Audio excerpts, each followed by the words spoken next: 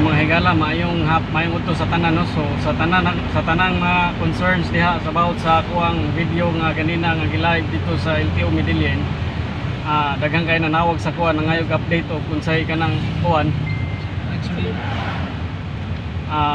mao na akong i-update sa inyo ha, para makabaw mong naunsay nahitabo sa kuha dito mi ganina. Ako say sa inyo, ako ang nahitabo gyud ganina dito mi ganina sa LTO Medellin. Ang among tuyo dito para pag kanang bayad sa among violations dito nga nadakpan mi kay no brake light ang among sakyanan, wala mo siga. So mao na among tuyo dito karon. Ang nahitabo ingon ani siya mga higala, para masabtan ninyo ingon ani ni. So mao ni siya tinuod nga nahitabo, walay kapin og kulang, mao ni siya nahitabo karon. Pag taud-taod niabot ang ilang patrol nga naay kargang duha ka motor gikan pagpanakop. Karon pag abot nila didto, mao akong nabantayan nga ang ilahang plate number temporary sad ang ilang gamit, temporary plate number. Karon naay mga daghan kay mga concern dito mga higala sa mga mga nadakpan dito nga ang ilang concern dito kay kumpleto sila ORCR, histro, lisensya tanan ang naay gidakop dito nga naka temporary plate pero giisyuhan gyapon, nadakpan gyapon. So karon akong nahunahunaan ba nga ako ni siyang i-live ni siyang insidente kay kanabang para bitaw maabot bitaw sa hingtungdan bag unsay nani ba kay kanang ako ba kanang fairness bitaw mga higala. It's all about fairness ba. No, they are law enforcers. No, they are the one apprehending people diha sa makadalanan, no, for safety purposes. Kana ilang trabaho is for safety purposes. Pag-check sa imong worthiness sa imong sakyanan o worthy ba nang padagandaganon diha sa mga highway sa mga kadalanan. Karon ang akong pangutana, nganong sila mismo silang kuan LTO na sila mismo, radio na sila mismo, nganong ilang sakyanan dugay naman to modela, dili man to branyo. Ngano man nga nakakuan man sad, ngano man nga naka temporary plate man ang ilang sakyanan, mao ra to kung gi-live dito. Unya na ako dito nag-live karon na somebody nga nigawas taga LTO nga giduol ko dito, sarcastic kay taas kayong tao, giilog akong cellphone dayon giliog ko. Di karon nagpadayon ang kuan kay burag ni naay mga komosyon ang nahitabo. Sumao toy mga nahitabo mga higala and so on and so forth. Kung makita nyo sa video diha, mo na mga dugang detalye nga nahitabo dito. Karon akong kuan mo file kog kaso sa katong personnel, katong LTO personnel. Karon niadto mi dito sa police station. Pag adto na mo sa police station ng higala, pag adto na mo sa police station, mao ni insidenteng nahitabo dito. Ila akong gising-kasingkahan, isog kay sila sa ngatanan. Ang ako ang kuan dito kato ramang nagliog sa kuha, wala man to ilabot ng uban mga LTO personnel. Karon ra gid nako nahibaw-an mga higala nga kanang gitawag nila brotherhood, ingon nila nga brotherhood. Gamay kay kong tao mga higala, sa tinuod lang makita mo nako sa personnel, gamay kay kong tao. Wala koy gi-intimidate dito nga tao nga taga LTO personnel, wala koy tao ditong gi-address ni bisan kinsa. Ang ako ra gyud gikuan live dito ang ilang plaka. Mao ra gyud na issue diha sa ilang plaka. Wala ko kabalog na unsa sila ngano nangisog sila dito sa kuha. Nya giilog niya akong cellphone.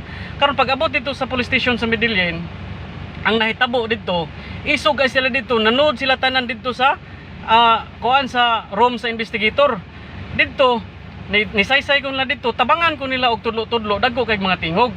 Unya someone nga naa kauban nila dito sa LTO personnel niingon sa kuha, mo na rason nga dili nako mobalik dito sa Medellin without a lawyer.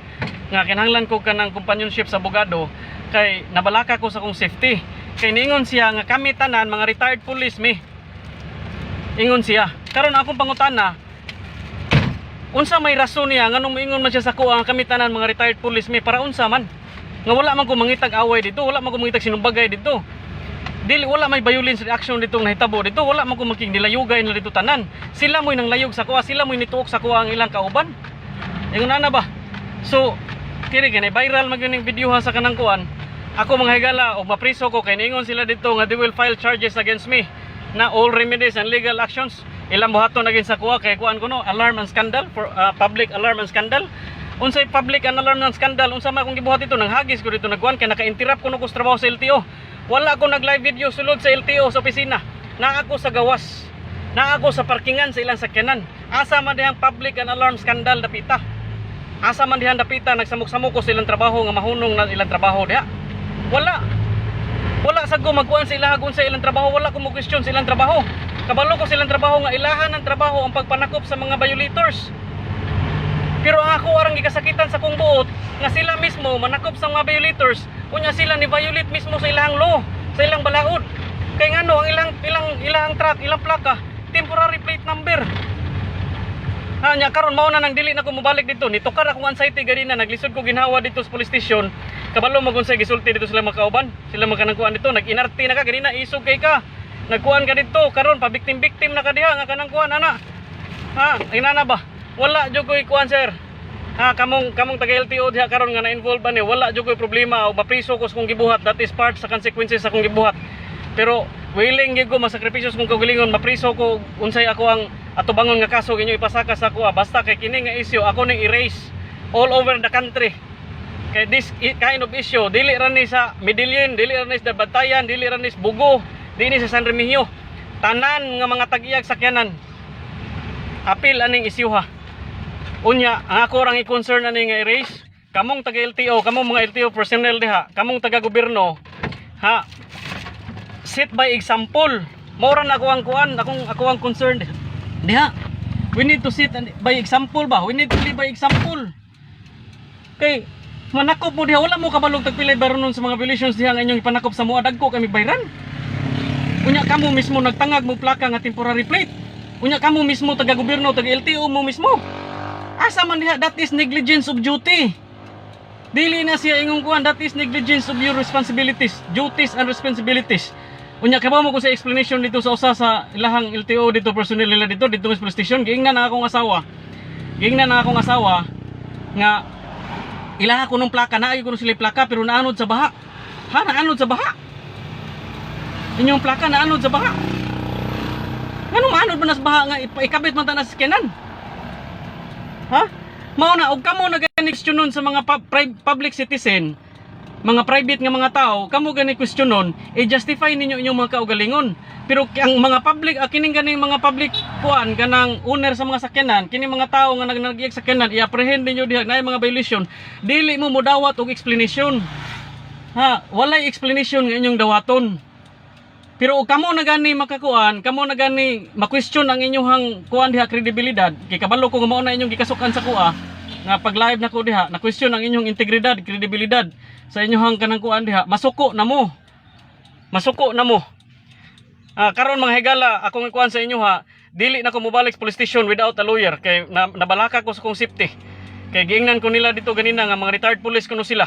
Nganong anaon man ko nila pagsulti nga mga retired police ko, o retired police sila. For what? For what reason? Ingon na ba? Nya mao nay nahitabo dito. Mao nay nahitabo dito sa kanang kuan man ako isaysay sa inyo ha. Unya ako I will seek kanang kuan legal advice for kuan kanang my attorney. O kung sa akong buhaton ani silang unsay kaso na kung ikakuan sila ha kay iha akong gilio ganina o kanang ilahang pagkuan kay I was abused physically and I was abused mentally and emotionally. Bully kayo ang mga taga LTO. Grabe ka bully. Dagko kay silang tingog ganina, ako ilang kontra burag unsay akong sa ilaha nga nag-live ako dito. Dagko kay silang tingog ganina dito sa kuan sa office sa kanang kuan sa investigator. No? Mao na siya and then kamo mga kuan diha, kamo mga nakita sa akong video. No, this purpose is not for fame. No, dili ni para musikat ko. Para ni sa tanan mga nanagiyag sakyanan, motor, mga auto or unsa ba na yung mga sakyanan diha nga kanang kuan ba nga kita tanan makabalutag unsay kuan nato, unsay rights nato, unsay katungod nato ba. Mao ra gyud na nya karon arang-arang na kung kuan ganina kay ganyan naglisod jud ko ginhawa, tukar akong anxiety ganina. Pero I will do my best. Willing kay ko mapriso, wala jud koy problema mapriso ko tungod ani akong gibuhat. Wala jud koy problema. Kay this is oppression against the public. Ha, pait kayo og ginani ang mahitabo unya ang nanakop mismo. They violate their own law. No? Muna yung nana ba? Mao ni siya kanang oppression ba nga kanang pait kayo og mao na itong dangatan. So, ako ni voice out ra ko sa kuang kuan, sa kuang opinion, ni voice out ra ko sa kung tingog. No, whether it is accepted in the society, I do not know if this is moral or immoral. But as far as I know, I'm just voicing my side sa ako ang kasagmuyo og kahiubos nga sila mismo nagdalag temporary plate unya sila manakop og mga violation sa sakyanan. Pangita ang mga violation sa sakyanan unya mismo sila wala sila ka-address sa ilahang kaugalingon mga kanang ilahang kaugalingon nga mga problema. I know this is public knowledge, this is not about LTO. I know nga kanata na mga ubang mga gobyerno diha, kanang mga kuan diha, department diha sa gobyerno, naano yung mga sakyanan diha, ang uban ana wala marehistro, no? So this is kuan ba kanang ang ako ara diha nga kuan kanang kuan ba patas ra mga higala. So sa pagkakaroon mga higala, katong mga nasig message na ko diri, nagsi-contact kung say kanang kuan, dili ko makatubag ninyo, dati ninyo naghana. No, unya, my intention is not to have fame. This is not about fame.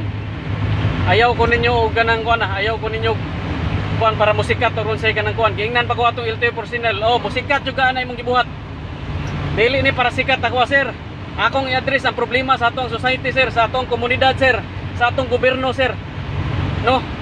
Kapalo ko nga gi-address ninyo ang concern sa Pilipinas ning daghang kay mga kolorom nagdagan sa sakyanan. Pero in the first place, make yourselves worthy to apprehend the public. Mao na akong panawagan diha. Mao na akong panawagan diha. Daghang salamat.